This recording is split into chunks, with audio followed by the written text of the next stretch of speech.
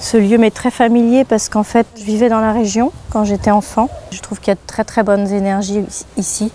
C'est ce que souvent les visiteurs disent, qu'ils se sentent bien, qu'ils ont juste envie de s'asseoir et de ressentir les choses parmi les arbres, cette nature qui ne fait que proliférer et se densifier au fil des ans.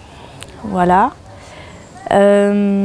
Chaumont, mon père l'a connu, enfin mes parents, par des amis qu'on avait dans le coin qui s'appelaient les Maximi, Jean et Lisette de Maximi, qui étaient des artistes peintres, qui habitaient à Samois-sur-Seine, pas loin de là où on habitait, à Fontaine-le-Port, un petit village près de Melun. C'est par Jean que mon père a connu Chaumont. Donc c'était en 1974. Et donc Chaumont a été le premier maillon de la chaîne qui fait que mon père s'est intéressé un peu aux artistes d'art singulier, aux marginaux, aux gens un peu, on va dire, atypiques et bizarres, puisqu'à l'époque, il fréquentait dans les années 70 déjà plein d'artistes, mais plutôt des photographes, des cinéastes, des gens comme ça, mais pas du tout des gens d'art brut ni d'art singulier.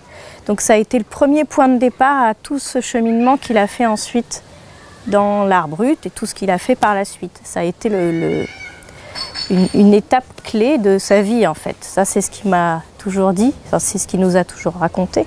Ce que je voulais aussi rajouter, c'est que ce projet, en fait, avait aussi été engagé de façon à pouvoir partager la vie de Chaumont.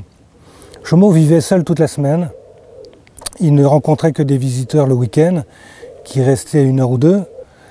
Mais globalement, Chaumont ne partageait pas sa vie, ou en tout cas ne témoignait pas de sa vie personnelle. Le projet de chantier, en fait, a eu pour effet de pouvoir partager avec lui sa vie de tous les jours, puisqu'on y était un week-end complet. Et progressivement, Chaumont a pu se confier, et puis c'est là où on a commencé à apprendre et à comprendre comment il fonctionnait et comment il a pu vivre seul pendant toutes ces années.